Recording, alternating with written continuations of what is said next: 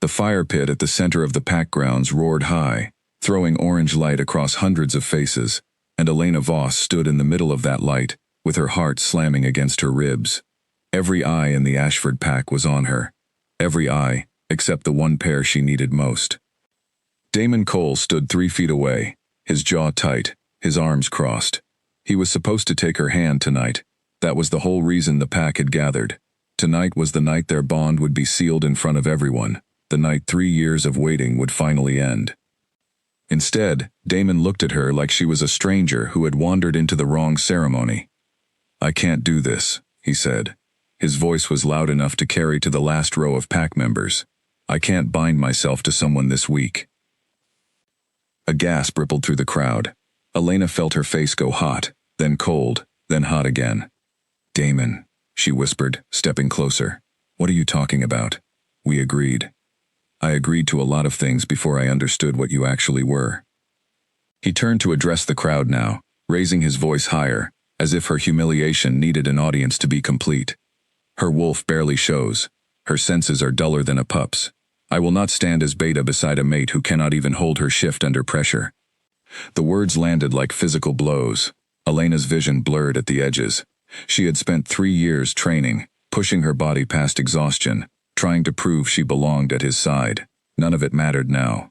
Not in front of the entire pack. "You're wrong," she said, but her voice cracked in the middle, and that crack was all the crowd needed to start murmuring, some of them nodding in agreement with Damon, others whispering behind their hands. An older woman near the front, someone Elena had once considered a friend, turned away from her without a word. That single gesture hurt more than anything Damon had said. "I release the bond," Damon announced, and the finality in his tone made the fire seem to dim. "In front of witnesses, I reject Elena Voss as my mate." The rejection settled over the crowd like a verdict. Under pack law, there was no appeal. No moment to explain herself. No chance to prove that everything he said was a lie, built from his own fear of what people might think of him standing beside someone the elders had quietly mocked for years.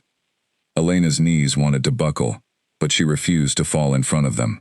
She held herself straight, chin lifted, even as her chest felt hollowed out. She would not give them the satisfaction of watching her collapse. "Enjoy your beta title," she said quietly, only to Damon, though a few people nearby caught it anyway. "I hope it keeps you warm at night, because nothing else will." She turned before he could answer and walked through the parting crowd. Nobody reached for her. Nobody offered comfort. The pack that had raised her, trained her, watched her grow from a small girl chasing her tail in the training yard into a young woman who had given everything to belong, simply let her walk away without a word. Once she cleared the edge of the firelight, she ran. Her bare feet hit packed dirt, then grass, then the softer ground of the tree line. She didn't bother shifting. She didn't trust her wolf right now. Didn't trust anything about herself, not after being told in front of everyone that her wolf wasn't worth having. She ran on 2 legs until the trees swallowed the light of the bonfire completely, until the laughter and murmurs faded into the ordinary sounds of the forest at night. She finally stopped near a fallen log, pressing her palm against the rough bark to steady herself. Her breath came out in ragged bursts. Tears she had refused to let fall in front of the pack came freely now, hot and humiliating, even with no one around to see them. 3 years, she whispered to the empty trees. 3 years of pretending I wasn't good enough so he could feel like he was better than me. She thought about every training session where Damon corrected her stance a little too sharply, every gathering where he introduced her as still learning instead of simply his mate. She had told herself it was normal, that every bond needed patience, that he was preparing her for a bigger role at his side. She had been wrong. He had been preparing an excuse. The forest around her felt different at night than she remembered from childhood games. Colder, wider, as if the trees themselves were leaning in to listen to a girl falling apart alone. She sank down onto the log, wrapping her arms around her knees, and let herself feel every bit of the shame the pack had heaped onto her. She thought about her mother, long past, who used to tell her that a wolf's true strength lived in patience, not in how loudly she could roar. She thought about her father, who left the pack territory years ago and never looked back, leaving Elena to grow up believing that being ordinary was somehow a flaw to be corrected. A twig snapped somewhere behind her. Elena's head snapped up, every muscle in her body going tight. Her wolf, the one Damon had called weak in front of hundreds of people, pushed forward instantly, senses sharpening, ready to defend her even now, even exhausted and heartbroken. "Who's there?" she called out, forcing steadiness into her voice that she didn't fully feel. No answer came, only the quiet shifting of leaves in a light wind. She stood, back straight, eyes scanning the dark tree line. She was well past the border markers now, further from packland than she had ever gone alone. The realization should have frightened her more than it did. Right now, being far from the pack felt like the safest place in the world. "I know someone's out there," she said again. "Show yourself, or leave me be." A figure stepped out from behind a wide oak, moving with a kind of calm that immediately struck her as unusual. Most people, wolf or human, moved through unfamiliar dark forest with at least a trace of caution. This man moved like the forest belonged to him. He was tall, dressed in a long dark coat that seemed impractical for the woods, and his eyes caught what little moonlight filtered through the branches, giving them a strange, pale glow. He didn't look threatening exactly, but he didn't look like someone who could be easily dismissed either. "You shouldn't be out here alone," he said. His voice was low, even, almost gentle, but there was an authority buried under it, the kind of tone that made people listen without needing to raise its volume. "I could say the same to you," Elena replied, though her voice trembled slightly at the end. "This isn't your territory." "No," he agreed simply. "It isn't." He didn't move closer. He didn't ask her name, or why she'd been crying, or what had happened at the fire pit that she was certain he must have heard, given how far sound could travel to sensitive ears at night. He simply studied her for a long moment, as if trying to understand something about her that had nothing to do with tears on her face. "You're hurt," he finally said, "but not the kind of hurt a bandage fixes." Elena wiped roughly at her cheeks, embarrassed to be caught crying by a complete stranger. "It's none of your business." "You're right, it isn't." He tilted his head slightly, and something in his expression shifted, softened, though his eyes stayed sharp. "But for what it's worth, whatever happened back there, whoever said whatever they said, it wasn't the truth. I could sense your presence a mile away, long before I ever saw your face. That is not a weak wolf's mark. That is not something to be ashamed of." Elena stared at him, caught somewhere between suspicion and a strange, unfamiliar relief at hearing someone, anyone, contradict the words that had been echoing in her skull since Damon's rejection. "You don't know anything about me," she said, though it came out less certain than she intended. "I know enough," he said. "I know your pack doesn't deserve you." Before she could respond, before she could even process the calm certainty in his voice, he stepped backward into the shadow of the trees. "Wait," Elena called, moving forward instinctively. "Who are you? How do you know anything about my pack, or me?" But the space where he had stood was empty. No footsteps retreated through the underbrush. No branches rustled with his passing. It was as though the forest had simply closed around him and erased every trace of his presence, leaving Elena alone again, with only the sound of her own uneven breathing and the fading echo of his words. She stood there for a long while, staring into the dark where he had vanished, replaying his sentence over and over in her mind. "Your pack doesn't deserve you." It was such a small thing to say, 5 simple words from a total stranger, and yet it settled into the hollow place in her chest, where Damon's rejection had carved out something painful, filling it slightly, enough that she could finally straighten her shoulders and breathe without her whole body shaking. She didn't know who he was. She didn't know why a stranger dressed like nobility would be walking alone through forest, this far from any settled territory, or how he had appeared and disappeared without a single sound. But something about the encounter left her unsettled, in a way that had nothing to do with fear.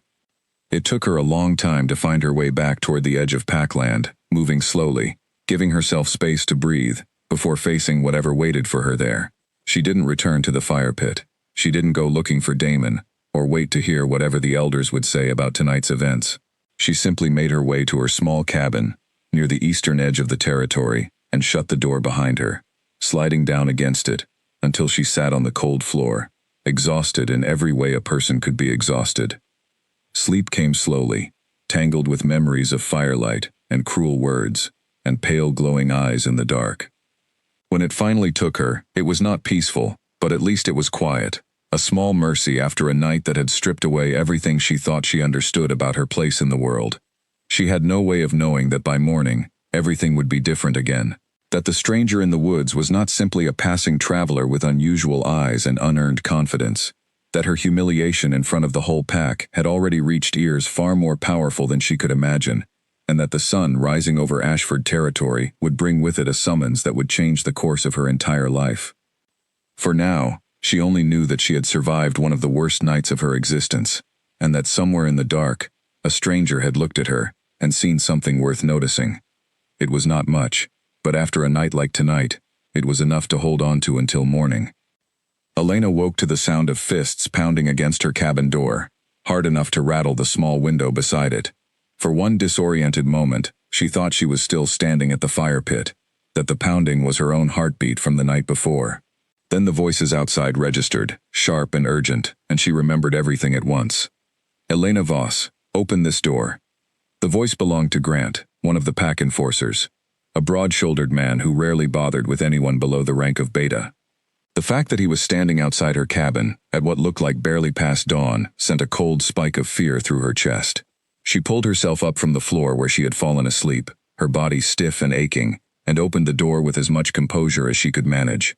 Grant stood there with another enforcer beside him, both looking unusually tense. "What is this about?" Elena asked, folding her arms to keep her hands from shaking.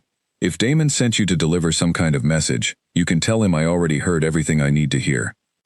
"This isn't about Damon," Grant said, and something in his tone made her pause. He wasn't looking at her with the same dismissive coldness she remembered from the pack members last night. If anything, he looked almost nervous. "There's a royal envoy at the main hall. They arrived before sunrise. They're asking for you by name." Elena blinked. "A royal envoy? From where?" "The Crown Pack," the second enforcer said, his voice quieter than Grant's. "From the king himself." The words didn't make sense at first. The Crown Pack ruled over every territory in the region, a governing body so far above the daily concerns of a mid-sized pack like Ashford, that most members went their whole lives without ever crossing paths with anyone from the royal court. Kings did not send envoys for ordinary pack members. Kings certainly did not send envoys the morning after a mate rejection ceremony to ask for the very woman who had been humiliated. "There has to be some mistake," Elena said. "Why would the king's people want anything to do with me?" "I don't know," Grant admitted. "But they were very specific, Elena Voss, no one else, and they said it wasn't a request we could delay." Elena's mind raced through possibilities, each stranger than the last. Had someone reported what happened at the ceremony? Was this some kind of formal reprimand against Damon for public conduct? Or worse, was this connected somehow to the mysterious man from the woods, the one with pale, glowing eyes, who had vanished without a trace?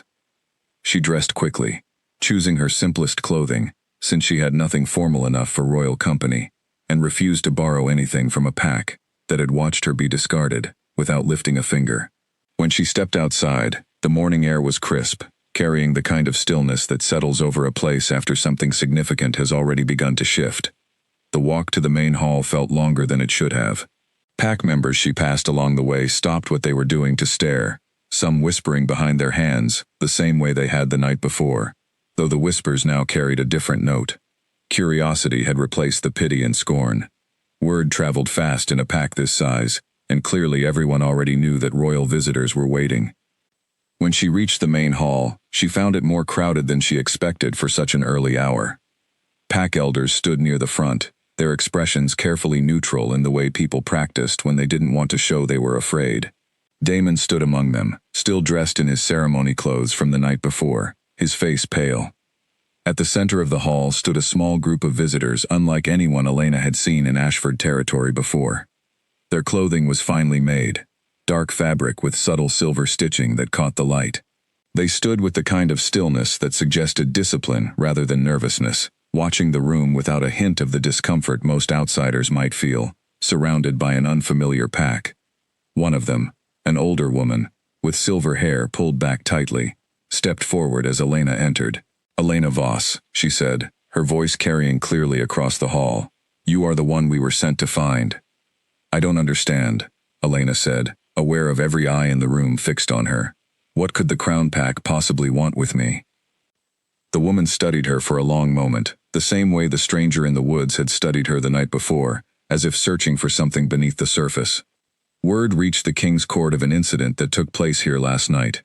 A rejection, performed publicly, against a woman whose wolf carries certain markings that are exceedingly rare. Whispers broke out immediately among the gathered pack members. Elena felt her face flush, humiliation from the night before rising up again, though this new attention felt entirely different in nature. "I don't have any special markings," Elena said carefully. "I'm not sure what you've been told, but I think there's been some kind of misunderstanding." "There is no misunderstanding," the woman said. "The king himself detected your presence last night. He was traveling through this region when he sensed something in you that he has been searching for across many territories, for many years." Elena's breath caught.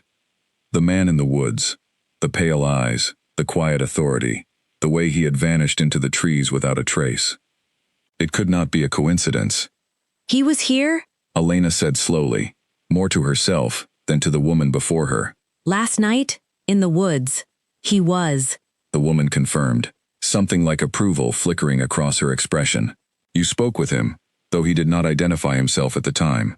That was his choice, not an oversight. He wished to observe you honestly, without the weight of his title influencing how you presented yourself." Across the hall, Damon's face had gone from pale to something closer to alarm. Elena could see the elders exchanging uneasy glances, clearly recalculating everything they thought they understood about the woman they had allowed to be rejected and humiliated only hours earlier. "Where is he now?" Elena asked. "The man from the woods. He will arrive shortly to speak with you himself," the woman said. "In the meantime, I am to tell you that the king requests your presence, and that this pack's elders are expected to grant it without delay or interference." The weight of that last phrase settled over the hall, without delay or interference. It was not a request phrased as a courtesy. It was a command, wrapped in polite language, and everyone in the room understood the difference. One of the pack elders, an older man named Corwin who had overseen countless ceremonies over the decades, stepped forward with visible discomfort. "Of course," he said quickly. "Ashford Pack would never stand in the way of the crown's wishes. Elena is free to go wherever she is called." Elena almost laughed at the sudden shift in his tone. Barely 12 hours ago, this same man had stood silently while Damon tore her apart in front of everyone, offering no objection, no comfort, nothing at all. Now he was practically bowing at the mention of royal interest in her. The doors at the far end of the hall opened, and the same stranger from the woods stepped through, though he looked entirely different in the daylight. Dressed now in formal attire that matched his silver-stitched escort, his presence immediately commanding the attention of everyone in the room. Pack members who had been whispering fell completely silent. Even Damon, who had spent years cultivating an image of confidence and authority within Ashford territory, seemed to shrink slightly under the newcomer's presence. "Elena," the man said, and though his voice was quiet, it carried effortlessly to every corner of the hall. "I apologize for not introducing myself properly last night. I am Alaric Thorne." The name landed like a stone dropped into still water. Alaric Thorne, the king of all packs, the single most powerful figure in the entire region, someone whose name pack members invoked in stories and warnings, but rarely expected to encounter in person. Elena felt the blood drain from her face. "You're the king," she said, the words barely a whisper. "I am," Alaric confirmed, "and I owe you an explanation for my presence in your territory, though I suspect much of it will become clearer once we speak privately." Around them, the hall buzzed with barely restrained shock. Elena caught sight of Damon's expression, a mixture of confusion, fear, and something that looked uncomfortably close to jealousy, though he had rejected her himself only hours before, and had no right to feel anything at all.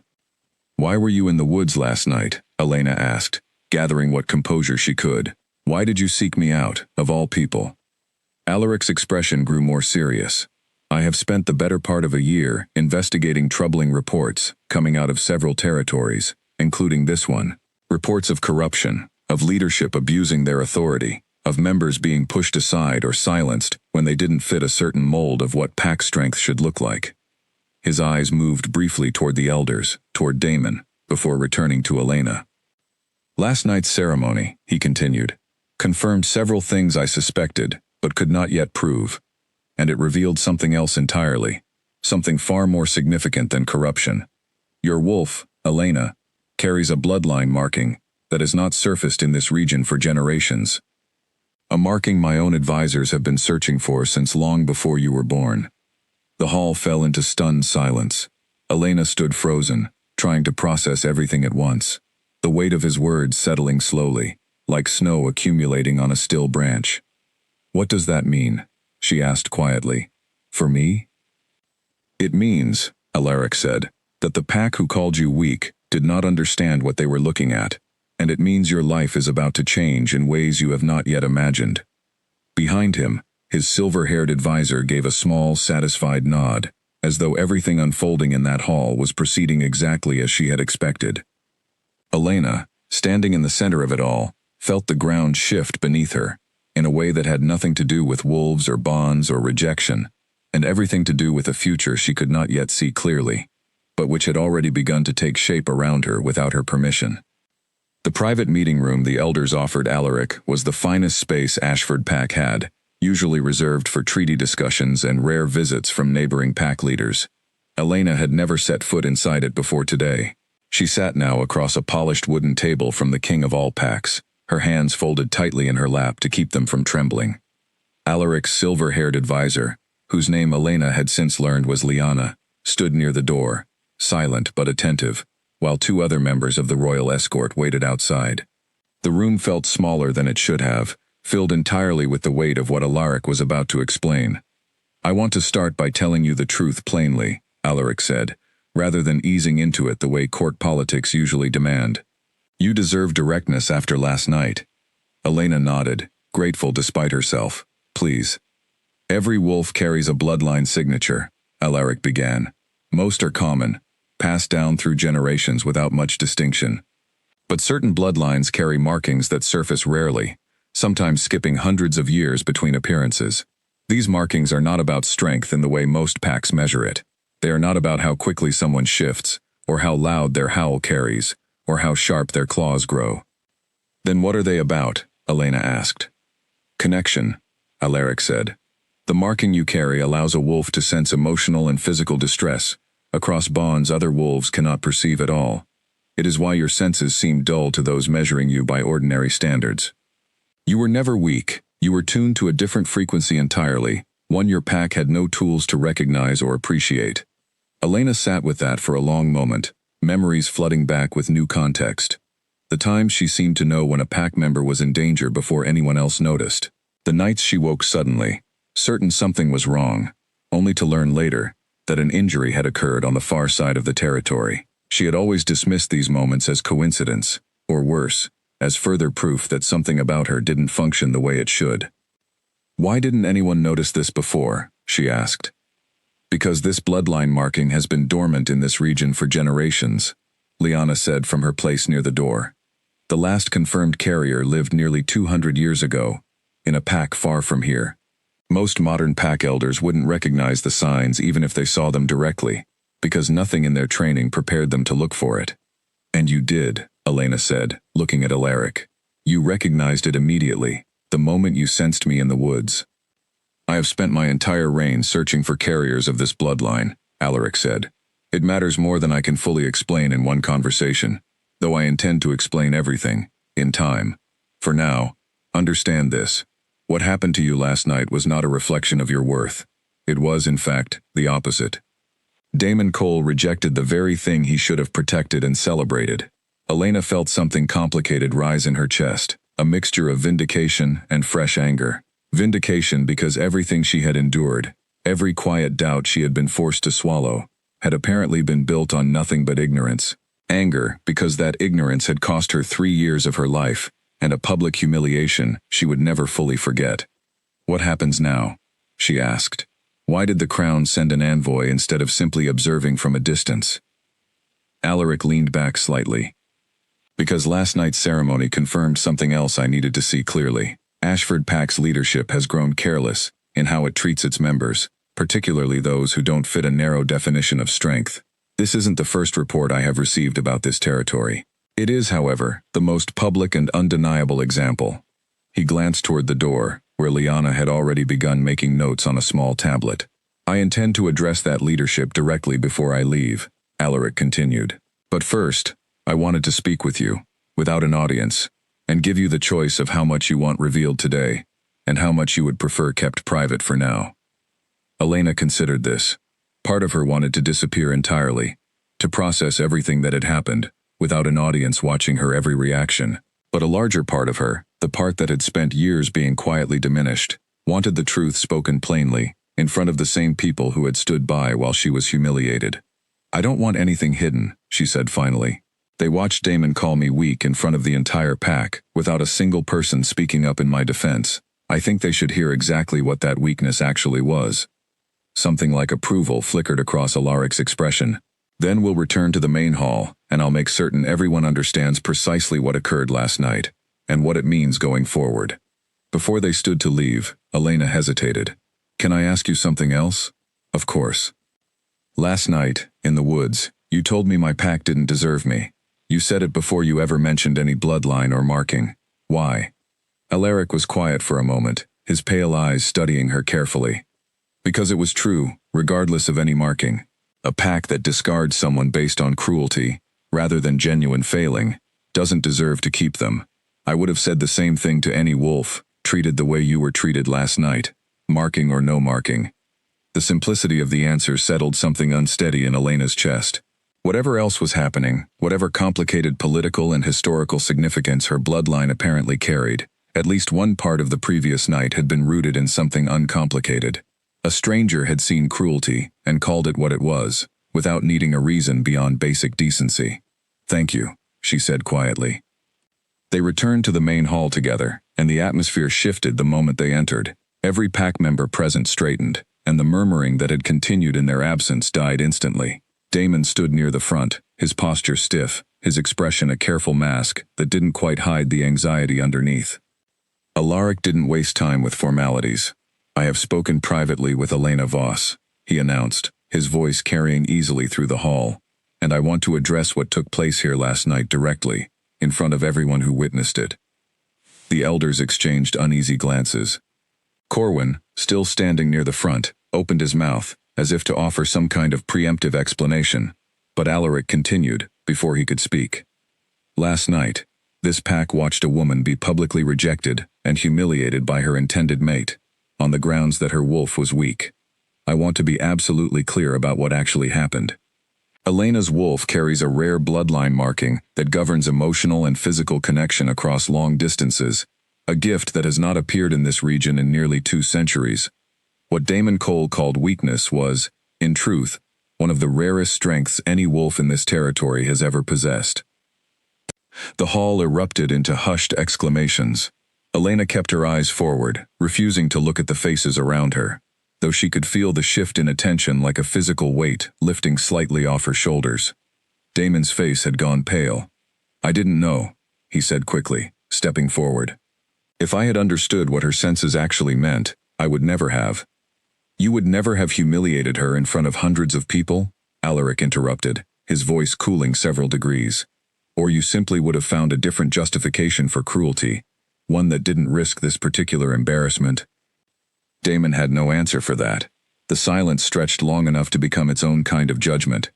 Regardless of what you understood or didn't understand, Alaric continued, addressing the wider hall now, a leader's role is to build people up, not tear them down, in pursuit of appearing strong himself.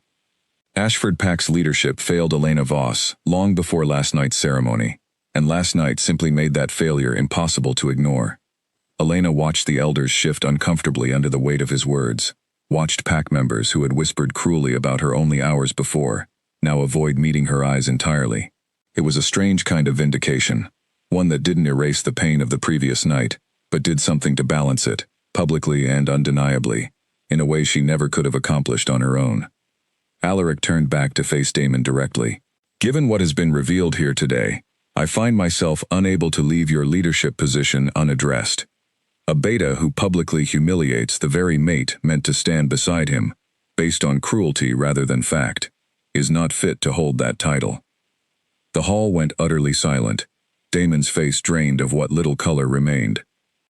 You can't be serious, he said, his voice tight. This is Ashford's internal matter. The Crown doesn't interfere in pack leadership decisions. The Crown, Alaric said evenly, interferes precisely when pack leadership fails the people it is meant to protect. And you, Damon Cole, have failed spectacularly. Elena stood at the center of the hall, watching the man who had shattered her confidence and dignity the night before, now stripped of certainty, in front of the same audience that had witnessed his cruelty. It should have felt more satisfying than it did. Instead, she felt strangely hollow, caught between the vindication of finally being seen clearly and the exhaustion of an entire life spent proving she was worth something to people who had never truly looked. The hall remained silent for a long moment after Alaric's declaration, the weight of his words settling over everyone present like a heavy fog. Damon stood frozen, his mouth slightly open, searching for some argument that might reverse what had just happened, but nothing came. You cannot simply strip a title that was earned through years of training and service, he finally managed, though his voice lacked its usual confidence. Titles earned through years of training mean very little if the character behind them proves unworthy the moment it matters most, Alaric replied. You had every opportunity to treat Elena with basic respect, even if you no longer wished to complete the bond. Instead, you chose public cruelty. That choice has consequences.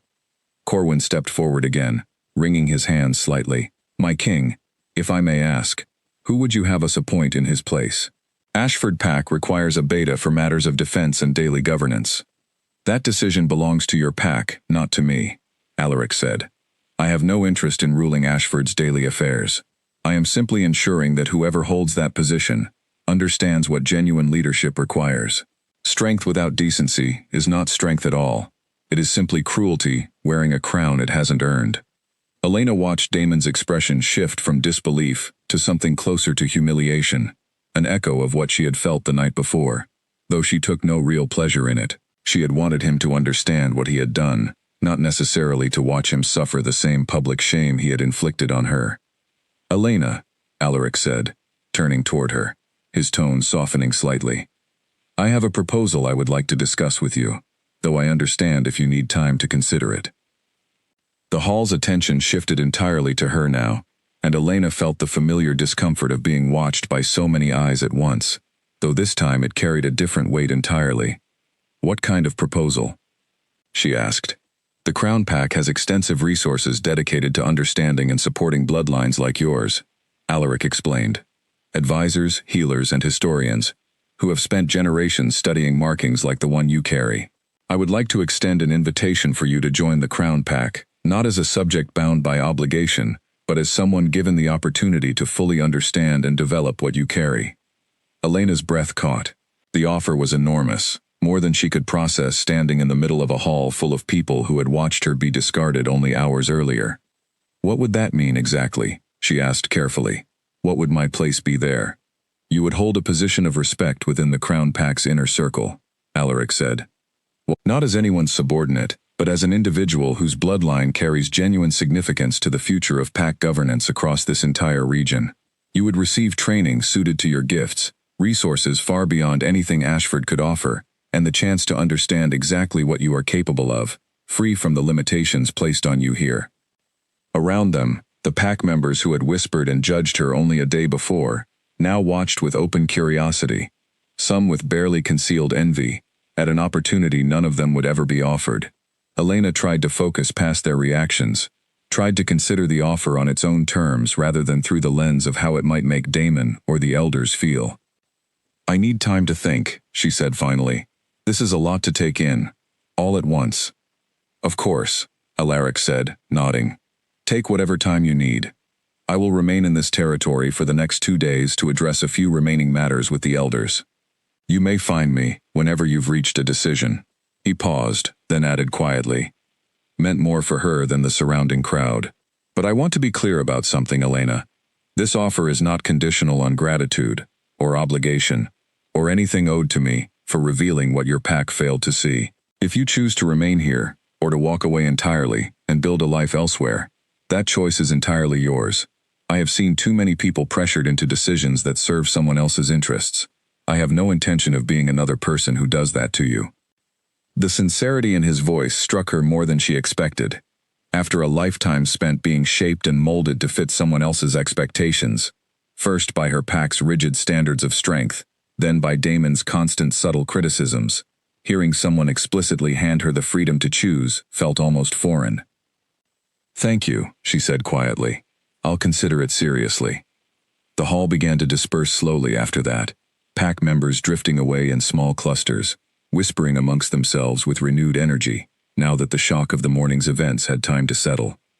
Elena remained near the front of the hall, watching Alaric confer quietly with Liana near the door, feeling strangely disconnected from her own life, as though she were watching these events unfold from somewhere outside her body.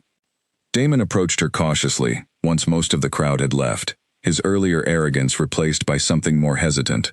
"Elena," he said, "can we talk?" She turned to face him, studying the man who had spent 3 years slowly chipping away at her confidence, before shattering it completely in front of everyone she knew. "What is there left to say, Damon?" "I didn't know about the bloodline," he said. "If I had understood." "That's exactly the problem," Elena interrupted. "You needed a reason rooted in my supposed weakness to justify rejecting me. It never occurred to you that maybe the problem wasn't my strength at all, but your own insecurity about standing beside someone the pack didn't immediately recognize as impressive." Damon flinched slightly at that, though he didn't argue. "I spent 3 years trying to prove myself worthy of you," Elena continued, her voice steady despite the tightness in her chest. "I trained until I was exhausted. I let you correct my stance, my instincts, my confidence, over and over, telling myself it was necessary preparation. And in the end, none of it mattered, because you were never looking for someone equal to you. You were looking for someone you could feel superior to." "That's not fair," Damon said, though his protest lacked conviction. "Isn't it?" Elena asked. "You rejected me in front of the entire pack the moment you thought it would embarrass you to bind yourself to someone you'd convinced yourself was beneath you. And now that a king has told you otherwise, you want to talk, as if that changes anything about what kind of person you are." Damon had no response to that. He simply stood there, some combination of shame and frustration flickering across his face, unable to argue with the truth of what she had said. "I hope you find whatever you were actually looking for," Elena said finally, softer now, some of the anger draining out of her voice, replaced by simple exhaustion. "But it isn't going to be with me. Not anymore." She walked away without waiting for his response, leaving him standing alone, near the front of the emptying hall, the weight of consequences finally settling over him, in a way that no title, restored or otherwise, could undo. Outside, the late morning sun had burned away the earlier chill, and Elena found herself walking without any particular destination in mind, simply needing movement after a day that had upended everything she thought she understood about her own life. She passed familiar paths through the territory, places she had walked 1,000 times before, and found herself seeing them differently now, as though the ground itself had shifted slightly beneath her feet. She thought about Alaric's offer, about the freedom in his voice, when he told her the choice belonged entirely to her. She thought about the years she had spent here, in Ashford territory, trying and failing to belong to a place that had never truly valued her. She thought about her mother's old words about patience and quiet strength, words that suddenly felt less like comfort and more like prophecy. By the time evening settled over the territory, Elena had made her decision, though she kept it to herself for one more night, wanting to be certain before she spoke it aloud to anyone, including the king who had turned her entire world upside down in the span of a single sunrise. News of the morning's events spread through Ashford territory faster than any wildfire could have managed. By mid-afternoon, Elena could not walk anywhere in the pack grounds without noticing the shift in how people regarded her. The same pack members who had turned their backs on her at the fire pit now offered small nods, hesitant smiles, even a few awkward attempts at conversation that she had no interest in entertaining. She sat near the edge of the training yard, the same place where Damon had once corrected her stance so many times she had stopped counting, watching the afternoon light shift across the grass. A young woman named Piper, someone Elena had trained alongside for years without ever becoming particularly close, approached hesitantly. "Elena," Piper said, sitting down beside her without waiting for permission. "I wanted to say something earlier, at the ceremony. I should have." "It's fine," Elena said, though it wasn't entirely true. "Everyone was afraid to speak up. I understand." "That's not really an excuse though, is it?" Piper said, surprising her with the honesty. I watched Damon humiliate you in front of everyone, and I stayed quiet because I didn't want the elders looking at me differently. That was cowardly, and I'm sorry. Elena studied her for a moment, uncertain what to make of the sudden apology after a lifetime of relative distance between them. Why say this now, though? Because the king showed up and changed everything? Piper had the grace to look uncomfortable. Partly, I suppose. But also because watching everyone else's reaction change so quickly made me realize how little any of it had to do with actual fairness. Nobody treated you differently this morning because they suddenly understood you deserved better. They treated you differently because they were afraid of what the crown might think of them. The observation struck Elena harder than she expected. It was, unfortunately, entirely accurate. The pack's sudden respect wasn't rooted in genuine reflection about how they had failed her. It was rooted in fear of consequences, now that royal attention had fallen on their territory. I appreciate you saying that, Elena said finally, even if it doesn't change much. I know it doesn't undo last night, Piper said, but I wanted you to know that at least one person here recognizes what actually happened, beyond whatever politics are unfolding because of it. They sat together in comfortable silence for a while after that, and Elena found herself grateful for the small, genuine gesture in the middle of a day otherwise defined by dramatic shifts in power and public perception. Later that afternoon, as Elena made her way back toward her cabin, she encountered Damon again, this time in the company of several elders who had clearly been discussing the fallout of the morning's events. Damon looked exhausted, his earlier composure entirely gone, replaced by something closer to desperation. Elena, please, he said, breaking away from the group to approach her. I know I have no right to ask anything of you, but can we talk somewhere private? We already talked, Damon, Elena said, continuing to walk past him. Just 5 minutes, he pressed, following alongside her.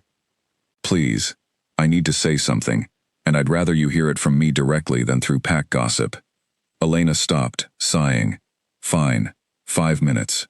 They moved to a quieter path away from the main grounds, and Damon seemed to gather himself before speaking. The elders are pressuring me to petition the king, to argue that my beta title should be restored, given how much training and preparation I've invested over the years. And you're telling me this because, Elena asked, already sensing where the conversation was headed. Because they think if I can convince you to speak on my behalf, it might carry weight with the king, Damon admitted, at least having the decency to look ashamed as he said it.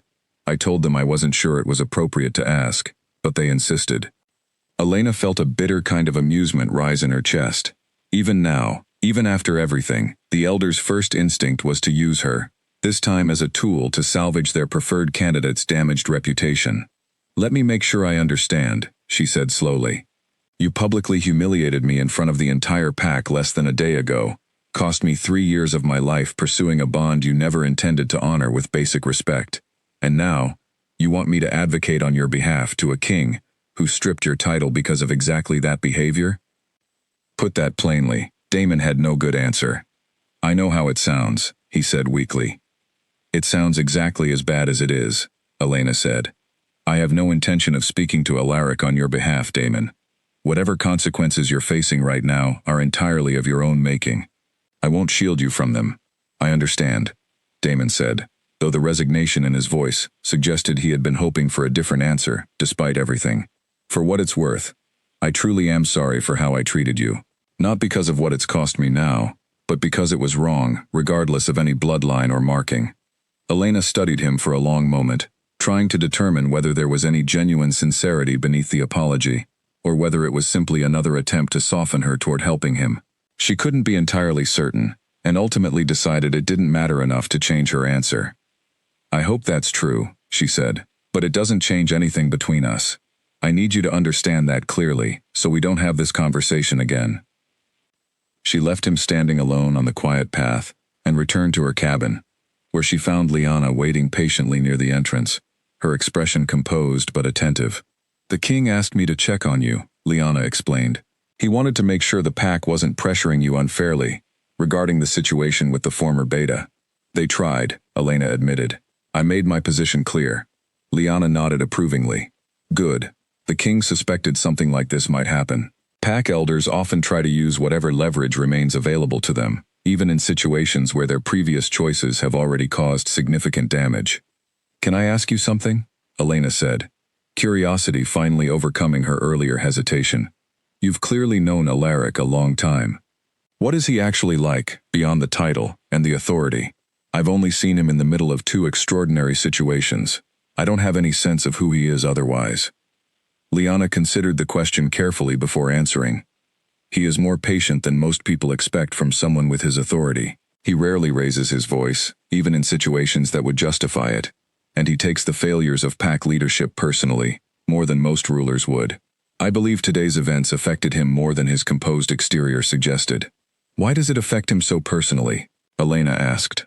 "That," Liana said, "is a story better told by him, when he's ready to share it. But I will say this much.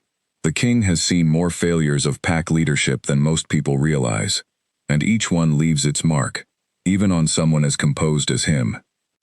Elena absorbed this, filing it away alongside everything else she had learned in the span of a single overwhelming day. "Thank you for telling me what you could." "Of course," Liana said. "The king will be staying in the territory's guest quarters for the next 2 days, as planned. Whenever you're ready to discuss his offer, or simply to talk, he made it clear you're welcome to seek him out at any hour." After Liana departed, Elena sat alone in her cabin, as evening settled over the territory, turning the day's events over in her mind. She thought about Piper's small, genuine apology, about Damon's desperate attempt to use her for his own restoration, about Liana's careful, guarded praise of a king who seemed to carry more weight than his calm exterior suggested. Somewhere beneath all of it, a decision was forming, one she had begun sensing since her walk earlier that day, but hadn't yet allowed herself to fully acknowledge. Ashford Pack, despite being the only home she had ever known, had never truly been a place that valued her for who she actually was. It had valued a version of her shaped to fit expectations she never should have had to meet in the first place.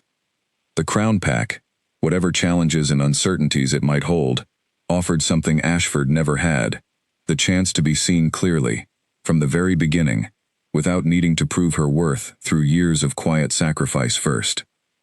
By the time she finally settled into an uneasy sleep that night, her decision felt less like a choice, and more like an inevitability she had simply needed time to recognize. Elena found Alaric early the next morning, standing near the edge of the training yard, watching the sunrise spread over the tree line, with the same quiet stillness she remembered from their first encounter in the woods. He didn't turn immediately when she approached, though she suspected he had sensed her presence long before she reached him. "You've made your decision," he said, still facing the horizon. "Is it that obvious?" Elena asked, coming to stand beside him.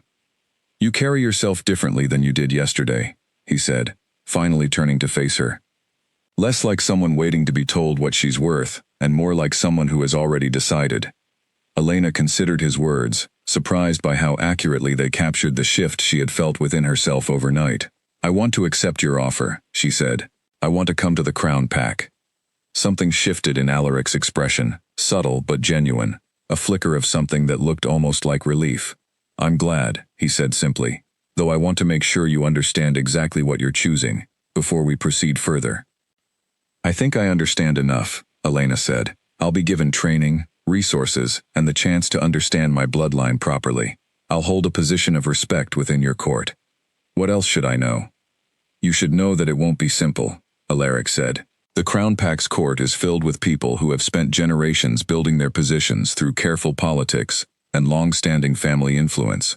Your arrival, particularly given the circumstances, will draw attention, some of it unwelcome. There will be those who question why an outsider, discovered through a public rejection scandal, deserves a place among the court's inner circle." Elena felt a flicker of apprehension at this but pushed it aside. "I've spent 3 years being doubted by people who never truly understood what they were looking at. I don't think court politics will be entirely unfamiliar territory." Alaric studied her for a long moment, something like admiration crossing his features. "No," he agreed. "I don't suppose it will." "What about Ashford Pack?" Elena asked. "What happens here once I leave?" "The elders will need to select a new beta, someone who understands what leadership actually requires," Alaric said. "I intend to make it clear, before I depart, that I will be paying closer attention to this territory going forward. Corruption and cruelty left unchecked tend to repeat themselves, unless consequences make clear that they won't be tolerated." "And Damon?" Elena asked, though she wasn't entirely certain why the question mattered to her anymore. Damon will need to rebuild whatever standing he hopes to reclaim within this pack, assuming that's even possible, Alaric said. That path is his own to walk, separate entirely from whatever choices you make going forward. I don't intend for his failures to shape your future any further than they already have. Elena nodded, grateful for the clear boundary he had drawn, without her needing to ask for it directly. Thank you, she said, for understanding that. They discussed practical details after that, the timeline for her departure, what few belongings she might want to bring, the journey ahead to reach the Crown Pack's territory, which Liana explained would take the better part of 3 days, by careful travel through several connecting territories. Word of Elena's decision spread through Ashford quickly, as most things did in a pack this size. Reactions varied widely. Some pack members expressed genuine well wishes, a few even seeking her out directly, to offer awkward but sincere congratulations. Others watched her preparations with poorly hidden envy, clearly resentful that the woman they had dismissed only 2 days earlier was now departing for a life of prestige and opportunity none of them would ever access. Piper found her again, on the final evening before her departure, helping Elena pack the modest collection of belongings she intended to bring with her. I'm going to miss having you around, Piper admitted, even though we were never as close as we probably should have been. We can still stay in contact, Elena said. It's not as though the Crown Pack's territory is unreachable. I'd like that, Piper said, smiling faintly. For what it's worth, I think you're going to do remarkable things there. I've always sensed there was more to you than most people bothered to notice. Elena appreciated the sentiment, even if she suspected it was at least partly colored by hindsight, now that her hidden bloodline had been revealed to the entire pack. Still, the warmth behind Piper's words felt genuine enough to accept without cynicism. Late that night, unable to sleep despite her exhaustion, Elena found herself walking toward the same stretch of woods where she had first encountered Alaric 2 nights earlier. The moonlight filtered through the branches much the same way it had then, though everything about her circumstances had changed entirely in the time since. She found him there again, standing near the same fallen log where she had once collapsed in grief and humiliation, though this time his presence felt less like an unexpected intrusion and more like something she had been hoping to find. Couldn't sleep either? She asked, approaching quietly. I rarely do. The night before significant changes, Alaric admitted. Old habit. From years of preparing for difficult transitions within my own court. Is that what this is? Elena asked. A difficult transition? Every significant change carries difficulty alongside its opportunities, Alaric said. I don't believe in pretending otherwise, even when the change itself is a positive one.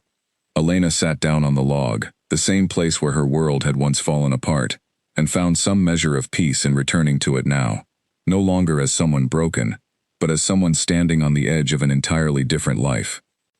Can I ask you something honestly? She said. Always. Why does this matter so much to you personally? She asked. The bloodline, the corruption within pack leadership, all of it. Liana mentioned you take these failures more personally than most rulers would. I'd like to understand why. Alaric was quiet for a long moment, and Elena wondered if she had overstepped, asking something too personal too soon. But eventually, he spoke, his voice quieter than she had heard it before. Many years ago, before I held the title I hold now, I watched someone close to me endure treatment similar to what you experienced 2 nights ago, he said. Dismissed, humiliated, discarded by people who should have protected her, simply because she didn't fit the narrow standards of strength her pack valued. I wasn't in a position of power then. I couldn't intervene the way I can now. What happened to her? Elena asked quietly. She left her pack entirely, much as you're choosing to do now, Alaric said, but she never fully recovered from what had been done to her. The damage lingered, long after the immediate humiliation faded. I promised myself, once I gained the authority to do so, that I would intervene wherever I found similar cruelty unfolding, rather than watching it happen again without the power to stop it. Elena absorbed this, understanding now the depth behind his intervention 2 nights earlier, the personal weight carried beneath his composed authority. I'm sorry that happened to her, she said. And to you, watching it unfold without being able to help. Thank you, Alaric said. I don't share that story often, but I wanted you to understand that my intervention in your situation wasn't simply about the bloodline marking. significant as it is, it was also, perhaps primarily, about refusing to stand by silently while cruelty repeated itself. They sat together in comfortable silence after that, the forest settling quietly around them, and Elena felt something shift within herself, a growing respect for the man beside her that extended beyond his title or his authority, rooted instead in the genuine conviction behind his actions. "Thank you," she said finally, "for not staying silent this time." "Thank you," Alaric replied, "for having the courage to walk toward an uncertain future, rather than remaining somewhere familiar, simply because it was safe." They remained there a while longer, beneath the same moonlight that had witnessed her collapse 2 nights earlier, before finally returning separately to prepare for the journey that would begin at first light, carrying Elena away from everything she had known, toward a future neither of them could yet fully predict. The journey to the Crown Pack's territory took just over 3 days, winding through several smaller territories that Elena had only ever heard described in passing stories. The landscape shifted gradually as they traveled, familiar forest giving way to rolling hills, then finally to a sprawling territory, framed by mountains that seemed to rise directly out of the earth without warning. The Crown Pack's central grounds were unlike anything Elena had imagined. Where Ashford's main hall had been a modest wooden structure built for practical gatherings, the Crown Pack's court occupied a series of interconnected stone buildings, weathered by centuries but clearly maintained with careful attention. Wolves and humans alike moved through the grounds with a kind of purposeful energy, entirely different from Ashford's slower, more insular rhythm. "It will take time to adjust," Liana said, walking beside Elena as they approached the main entrance. "The scale of things here can feel overwhelming at first, even to those born into court life." Elena nodded, doing her best to appear composed despite the nervous energy building in her chest.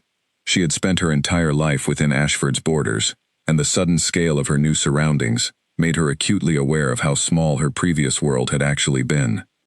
Her training began the following morning, earlier than she expected, under the guidance of a woman named Sable, one of the Crown Pack's senior healers, who had spent decades studying bloodline markings across the region's various territories.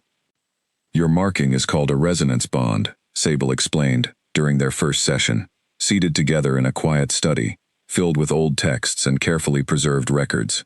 "It allows you to sense distress, injury, and strong emotion across considerable distances, far beyond what an ordinary bond allows.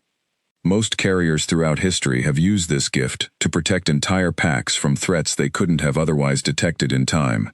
"How do I actually use it, though?" Elena asked. "I've experienced flashes of it my whole life, but never understood what I was sensing or how to control it." "That's precisely why we begin with control," Sable said. "An untrained resonance bond can overwhelm its carrier, especially in situations of widespread distress. We'll start with small exercises, learning to distinguish between background noise and genuine signals worth acting on." The training proved more demanding than Elena expected. Sable guided her through exercises meant to sharpen her awareness gradually, starting with identifying the emotional state of a single person standing nearby, then slowly expanding the range and complexity of what she was asked to sense. Some days left her exhausted in ways her physical training at Ashford never had, her mind aching from the effort of learning to properly interpret sensations she had spent years learning to ignore. "You're improving quickly," Sable told her after nearly 2 weeks of steady work. "Faster than most carriers I've trained in the past, actually." Is that unusual? Elena asked. "Most carriers spend years suppressing their gift before they ever receive proper training," Sable explained. "By the time they arrive here, they've built such strong habits of ignoring the sensations that unlearning those habits takes considerable time. You arrived with less suppression than most, likely because you never fully understood what you were experiencing in the first place." Elena considered this, thinking back to the years at Ashford when she had dismissed her heightened awareness as some kind of flaw, something to hide rather than nurture. In a strange way, her lack of understanding had preserved something Damon's rejection had never managed to destroy entirely. Beyond her formal training sessions, Elena slowly began adjusting to daily life within the Crown Pack's court. She met several other members of the inner circle, some welcoming, others more reserved, all clearly curious about the outsider whose sudden arrival had generated considerable discussion throughout the territory. A young man named Owen, who served as one of the court's junior advisors, approached her during a quiet afternoon in the central courtyard. "You're the one everyone's been talking about," he said, settling onto the bench beside her without waiting for an invitation. "I suppose I am," Elena said, though the attention still felt strange to her, even weeks after arriving. "Don't worry too much about the whispers," Owen said. "Court life always generates gossip when someone new arrives, especially someone connected directly to the king's personal interest. It'll settle eventually, once something else captures everyone's attention instead." "Is that meant to be reassuring?" Elena asked, amused despite herself. "A little," Owen admitted, grinning. "Mostly it's meant to be accurate. For what it's worth, most of us here appreciate what your arrival represents. The king rarely takes this kind of direct interest in anyone's situation. It suggests he sees something worth protecting, and that generally proves correct." Elena appreciated the honesty, even if it added another layer of pressure to an already overwhelming transition. She spent the following weeks continuing her training with Sable, while slowly building small connections within the court, learning names and faces, discovering which members of the inner circle could be trusted with genuine conversation, and which preferred careful political distance. Alaric remained present throughout her early weeks at court, though his responsibilities as ruler of the entire region kept him occupied with matters far beyond her training. Still, he made a point of checking on her progress periodically, always with the same quiet, attentive presence she remembered from their first encounter in the woods. "Sable tells me you're progressing remarkably well," he said one evening, finding her in the courtyard after a particularly demanding training session. "It's difficult," Elena admitted. "More difficult than I expected, honestly. Learning to trust something I spent years being taught to suppress. That kind of unlearning is rarely simple," Alaric said. "But from what I've observed, you're handling it with considerable grace." "Thank you," Elena said, genuinely touched by the acknowledgement. "For everything, actually. The training, the opportunity, all of it. I don't think I've properly thanked you for changing the entire direction of my life." "You don't need to thank me," Alaric said. "You're the one doing the difficult work of building something new for yourself. I simply opened a door. Walking through it, and everything you're accomplishing on the other side, belongs entirely to you." Elena studied him for a moment, struck again by the quiet sincerity that seemed to underlie everything he said, so different from the careful posturing she had grown accustomed to during her years alongside Damon. "I'm grateful, regardless," she said, "for the door, and for everything else." As the weeks continued to pass, Elena found herself settling into a rhythm within the Crown Pack's territory that felt increasingly like the beginning of an actual life, rather than simply an escape from the one she had left behind. Her training progressed steadily, her understanding of her own bloodline deepening with each passing session, and slowly, carefully, she began to feel something she hadn't experienced in years within Ashford's borders. The quiet, steady sense of genuinely belonging somewhere, valued for exactly who she was, rather than for who she had been expected to become.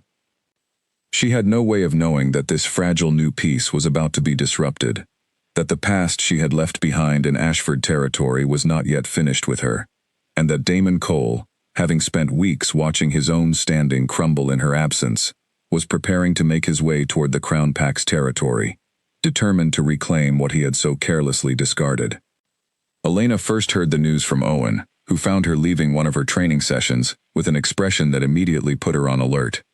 "There's a visitor arriving from Ashford territory," he said. "Word just reached the court this morning.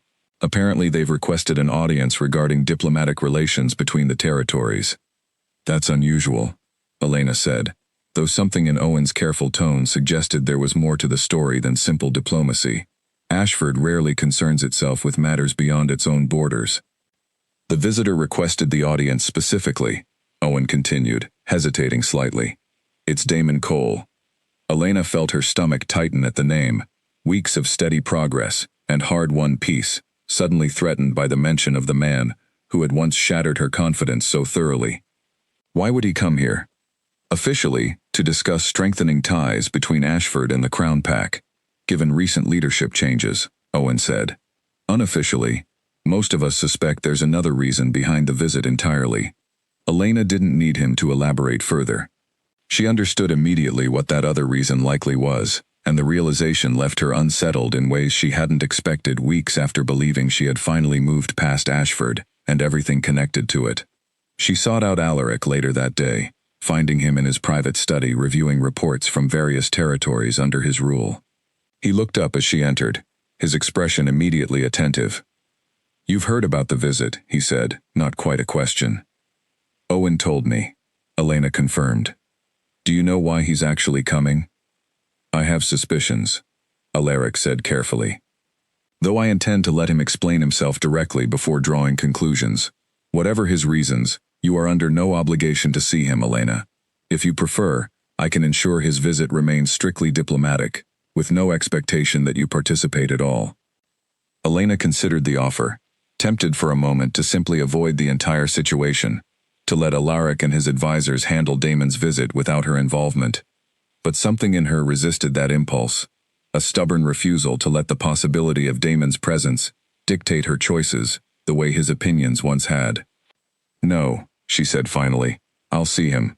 I want to hear whatever he has to say directly, rather than wondering about it afterward." "Are you certain?" Alaric asked, studying her carefully. "I'm certain," Elena said. "I've spent weeks building something real here. I refuse to let his arrival unravel any of that."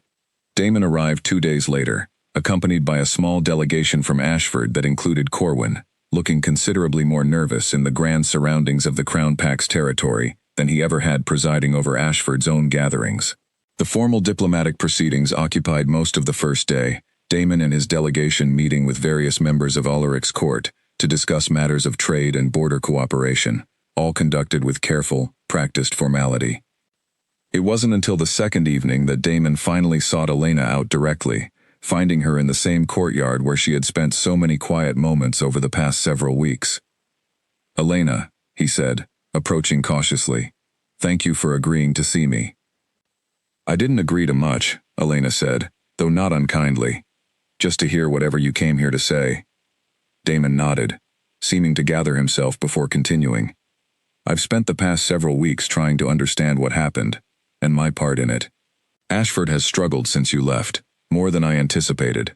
Corwin and the other elders have been fighting constantly over who should hold the beta position, and none of the candidates have earned genuine respect from the pack the way you always did, even when nobody recognized it."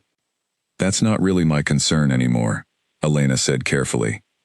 "I know," Damon said. "I'm not telling you this to guilt you into caring about Ashford's problems. I'm telling you because it made me realize something important. I built my entire sense of worth around being seen as strong, as impressive, as someone worth following, and in pursuing that image, I destroyed the one relationship that actually mattered, with someone who genuinely cared about me, long before any bloodline or royal attention made you valuable in anyone else's eyes." Elena studied him, uncertain how to respond to what sounded, for the first time since she had known him, like genuine self-reflection, rather than another attempt to manage his reputation. "What are you actually asking me, Damon?" she said finally. He hesitated, clearly working up the courage for whatever he intended to say. "I'm asking if there's any possibility, however small, of starting again, not as who we were before, but as different people, with a clearer understanding of what actually matters." The request landed heavier than Elena expected, stirring something complicated within her. Memories of the years before his cruelty had fully surfaced, moments where their bond had felt genuine, before ambition and insecurity had corroded it entirely. "I need to think about that honestly," she said, surprising herself with the admission. "Not because I'm uncertain about how much you hurt me, but because I want to be certain my answer comes from clarity, not just leftover habit or anger." Damon nodded, seeming to accept this without pushing further. "Take whatever time you need. I'll be here through tomorrow, before returning to Ashford."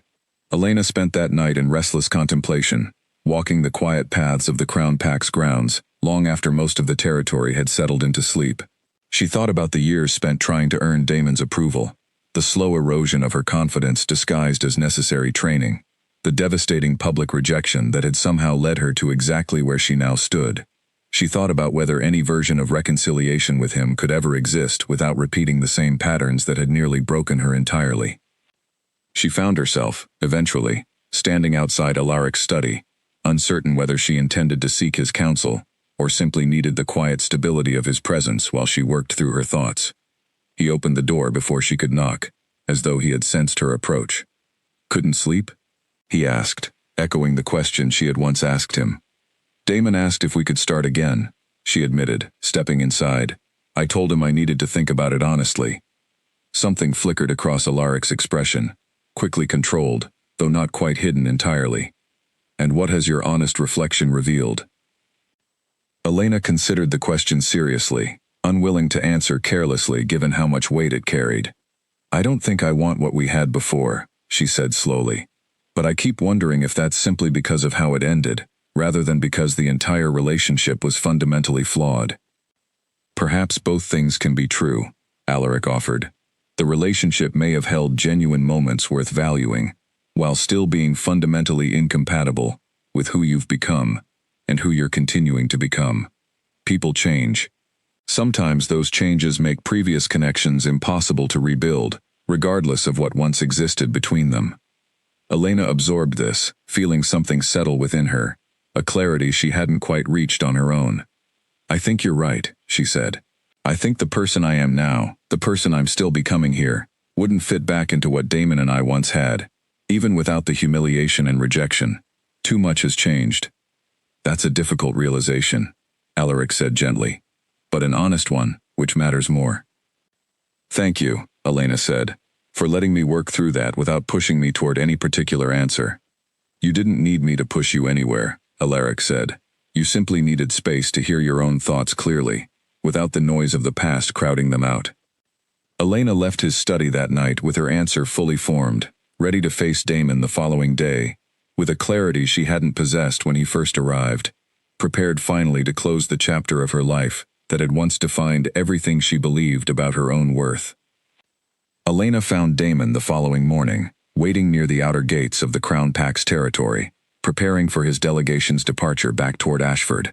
He straightened when he saw her approaching, hope flickering openly across his face in a way that made her next words feel heavier than they might have otherwise. I've thought about what you asked, she said, coming to stand before him, and I want to give you an honest answer, not just something easier to hear. I appreciate that, Damon said, though the tension in his posture suggested he already sensed what was coming. I don't think we should start again, Elena said. Not because I don't believe people can change, and not because I want to hold on to anger forever, but because the person I am now, the person I've become here over these past weeks, wouldn't fit back into what we had, even without everything that happened at the ceremony. Damon absorbed this quietly, disappointment evident but not accompanied by the defensiveness she had half expected. I understand, he said finally. I think, honestly, some part of me already suspected that would be your answer. I hope you find genuine growth from everything that's happened, Elena said, and she meant it sincerely, despite everything. Not because you feel forced into it by circumstances, but because you actually want to become someone better. I'm trying, Damon said. Ashford needs stronger leadership than what currently exists, and I've been given the chance to prove I can provide that, assuming the elders eventually restore some position for me. I intend to take that seriously, this time for the right reasons. They parted ways after that, the conversation, carrying none of the bitterness that had once defined every interaction between them since the ceremony, replaced instead by a kind of quiet, mutual acceptance that felt like genuine closure, rather than lingering unresolved pain. In the weeks that followed Damon's departure, Elena noticed a subtle shift in her relationship with Alaric, one that had been building slowly since her arrival, but had accelerated somehow during the tension surrounding Damon's visit. Alaric sought her out more frequently, their conversations extending naturally beyond simple check-ins on her training progress into longer discussions about her thoughts, her growing understanding of her bloodline, her adjustment to court life. You've changed considerably since you first arrived, he observed one evening, finding her in the courtyard where she often spent her quiet hours after training. I feel like I've changed considerably, Elena admitted. It's strange, realizing how much of myself I suppressed at Ashford, without fully understanding I was doing it. That happens often, to those who spend years in environments that don't value their genuine strengths, Alaric said. The suppression becomes so habitual that people stop recognizing it as suppression at all. You sound like you're speaking from experience, Elena observed. Alaric was quiet for a moment before responding. I've watched it happen to many people over the years, in many territories, and yes, perhaps I understand something of it personally as well. though my circumstances were quite different from yours." Elena studied him, curious but unwilling to press further than he seemed willing to share. Their conversations had developed a comfortable rhythm over the past weeks, one built on mutual respect and a growing, unspoken understanding that neither of them had fully acknowledged directly. "Sable mentioned you've been coming to check on my progress more often than strictly necessary," Elena said, a small smile tugging at her mouth. Alaric didn't deny it. "I find myself genuinely interested in your progress, beyond any official responsibility toward carriers of rare bloodlines." "Is that so?" Elena said, watching him carefully. "It is," Alaric said, meeting her gaze directly. "Elena, I want to be honest with you about something, though I understand if the timing feels complicated, given everything you've navigated recently." "Go ahead," Elena said, her heart beginning to beat a little faster despite herself. "I've grown to care for you, over these past weeks, in ways that extend well beyond my interest in your bloodline, or my responsibility as your sovereign," Alaric said. "I don't say this to pressure you toward anything, particularly not so soon after everything that happened with Damon. I simply believe honesty matters more than convenient silence." Elena felt something warm unfurl in her chest, though it was tangled with uncertainty as well. "I appreciate you telling me," she said carefully. "I think I've sensed something similar building within myself, though I've been hesitant to examine it too closely, given how recently everything with Damon fell apart." "That's entirely reasonable," Alaric said. "I have no intention of rushing you toward any decision. Whatever exists between us, if anything does, deserves time to develop honestly, without the pressure of expectation." "Thank you for that," Elena said, genuinely grateful for his patience. "I think I need to continue building my own sense of self here, independent of any relationship, before I'm ready to consider anything more." "I respect that completely," Alaric said, "and I want you to know, regardless of what develops between us personally, my commitment to supporting your growth and your place within this court remains unconditional. You owe me nothing in return for anything I've offered you." The clarity and generosity of his words settled something uncertain within Elena, a fear she hadn't fully acknowledged until he addressed it directly, that accepting his offer of a place at court might somehow obligate her toward romantic expectations she wasn't yet ready to fulfill. "I appreciate you saying that," she said, "more than you probably realize." Over the following weeks, their relationship continued developing naturally, built on the foundation of genuine respect and shared understanding they had cultivated since her arrival, rather than rush toward any particular destination. Elena continued her training with Sable, watching her control over her bloodline gift deepen steadily, while her friendships within the court expanded, Owen and several other members of the inner circle becoming genuine companions rather than simply curious observers. One evening, several months after her arrival, Elena found herself standing before Sable and several senior members of the court's inner circle, having successfully completed a training milestone that Sable described as remarkable, given the relatively short time since Elena had begun. "You've achieved full control over your resonance bond faster than any carrier I've trained in decades," Sable announced to the small gathering. "This marks the completion of your foundational training. What you choose to do with this gift, going forward, is entirely your own decision." Elena felt a surge of genuine pride, different from anything she had experienced during her years at Ashford, where every achievement had been measured against Damon's expectations, rather than her own sense of accomplishment. This pride belonged entirely to her, earned through her own effort, recognized by people who valued her precisely for who she was. Alaric, present among the gathered observers, met her eyes with quiet, genuine warmth. "Congratulations," he said, once the small ceremony had concluded and the gathering began to disperse. "You should be immensely proud of what you've accomplished." "I am," Elena admitted, "though I couldn't have gotten here without the opportunity you gave me." "You got here through your own strength and effort," Alaric corrected gently. "I simply opened a door. Every step through it has belonged entirely to you." Elena smiled, recognizing the echo of his own words from months earlier, and found herself standing a little closer to him than strict formality required, comfortable, in a way that had developed slowly, naturally, over the months since her arrival. Nearly a year after Elena first arrived at the Crown Pack's territory, an official gathering was called to recognize several members of the court who had achieved significant milestones throughout the previous seasons. The Grand Hall, far larger and more ornate than anything Ashford Pack could have offered, filled with members of the inner circle, senior advisors, and visiting representatives from various territories across the region, all gathered to witness the ceremony.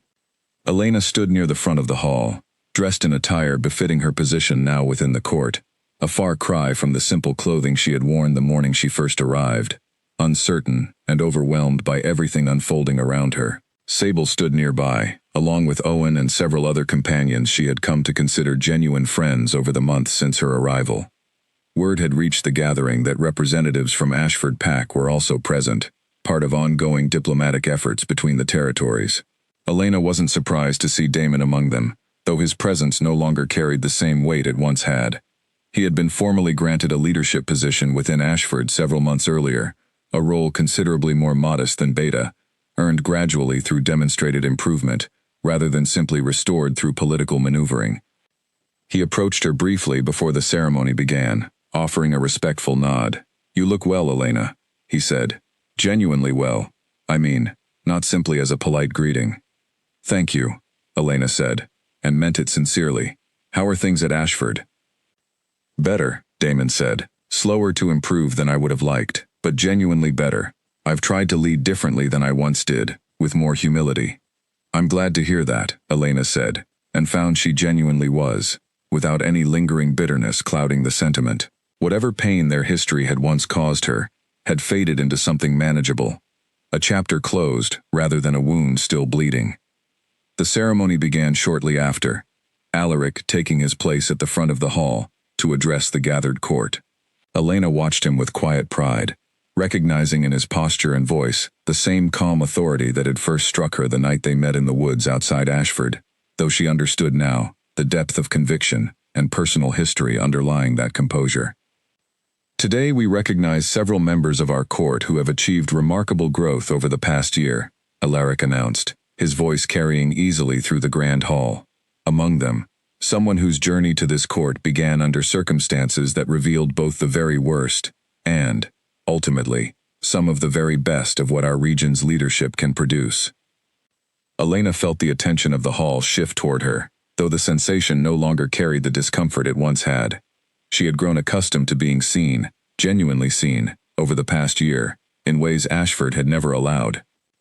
"Elena Voss arrived at this court following an act of public cruelty that should never have occurred," Alaric continued. "In the time since, she has not only mastered a bloodline gift considered among the rarest in our region's history, but has done so with a grace and dedication that has earned the genuine respect of everyone within this court." He paused, his eyes finding hers across the hall. "It is my honor, therefore, to name Elena Voss as guardian of the bloodline, a position created specifically to recognize her role in preserving and developing one of the most significant gifts our region has witnessed in generations."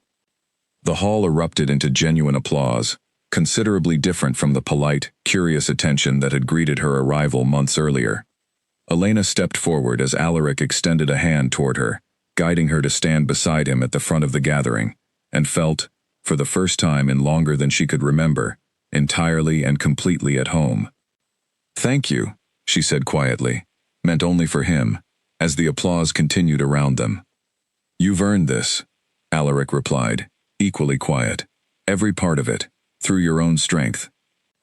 After the formal ceremony concluded and the gathering shifted into a more relaxed celebration, Elena found herself standing near the hall's tall windows, looking out over the Crown Pack's territory, as evening settled gently over the mountains beyond.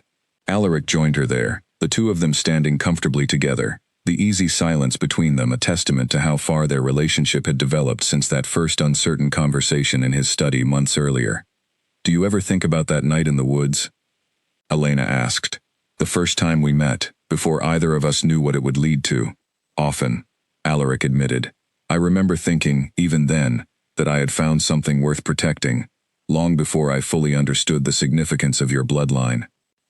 "I'm glad you found me that night," Elena said, "even though it began with one of the worst moments of my life.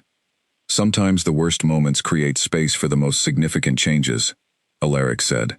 "I don't believe your rejection was necessary for you to find your place here. But I do believe you turned what should have destroyed you into the foundation for something remarkable instead." Elena smiled, looking out over the territory that had become her home, thinking of the woman she had been the night Damon rejected her before the entire pack, humiliated and broken, certain her life had reached its lowest possible point. That woman could never have imagined standing here now, recognized and respected, surrounded by genuine friends, standing beside a man who valued her completely for exactly who she was. "I think I'm ready," she said quietly, turning to face Alaric directly, to stop wondering what might develop between us, and to simply let it develop naturally, without hesitation, holding either of us back any longer. Alaric's expression softened into something genuinely warm, free of the careful composure he maintained before the wider court. "I would like that very much," he said. Outside, the mountains stood silent and steady beneath the gathering evening, watching over a territory that had, over the course of a single remarkable year, given a rejected and humiliated woman not just a new home, but an entirely new understanding of her own worth.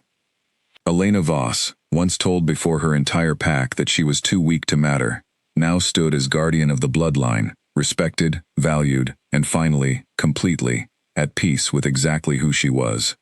The story that had begun with humiliation, before a crowded fire pit, had, by the slow and steady turning of many difficult days, become something else entirely.